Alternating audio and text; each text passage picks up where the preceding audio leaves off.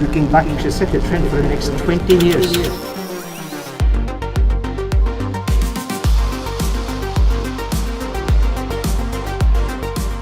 Here we have the brand new Carve.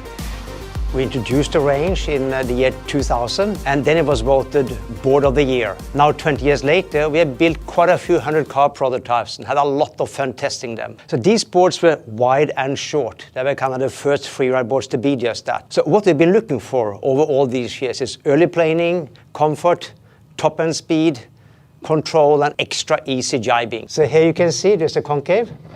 This helps with the airlift, and also we are bringing down the center of gravity, so more control when you're riding, and also more control when you're jibing. I'm thinking jibing, like that's the best thing about the Carve board, right? It wants to carve.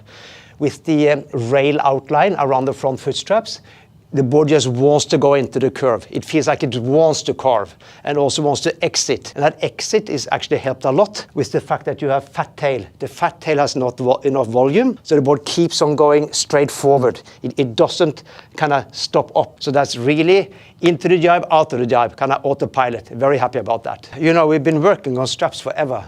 To get that super comfort is important. And here we have the Ulux straps made from rubber, very, very eco-friendly. If you look at the deck pads, they are double density, so outside harder, inside more soft. Gives a very nice grip and also the comfort. It's just a very smooth ride altogether. Our very first starboards back there in 1994 were actually wood technology. And they were Australian pine boards, 0.6 millimeter thick, 500 kilo density, pure Australian pine, sustainable sourced and super quality.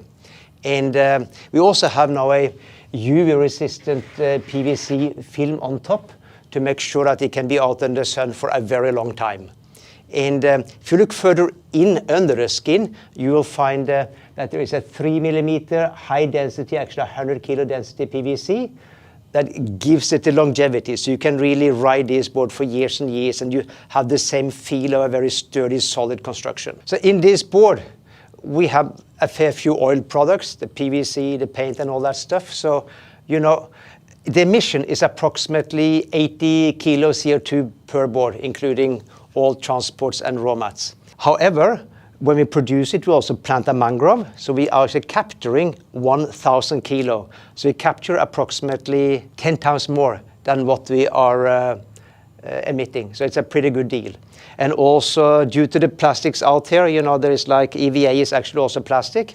We are collecting 1.1 kilo plastic from the beaches around our test center to somehow balance the good and the bad. So we just want to change like a negative into a positive as good as we can. What I really like about the Carve boards is that feel of acceleration. You're getting from, let's say, semi-planing up to top end speed. And what we can find is that it's really a flat rocker. It goes to 1 meter for the smaller boards and to, I think, 107 for the biggest, for the 135. And that really gets you up to high speed and that feeling pretty quick. Now, also the comfort and the feel that you can go over all the chop. If you see here, we have a double concavity. You can see the concavity here, and then you can see the V over there.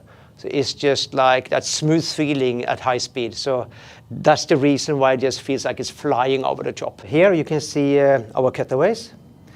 It's sort of what we're using in the super fast isonic boards, the slalom boards. It basically helps you to reach a top end speed, and the whole board just feels freer. So that's pretty cool. And just quickly, there's the Drake fin from our dear friend Jim Drake, who actually co-invented windsurfing. So we're very proud to keep his legacy into our accessories.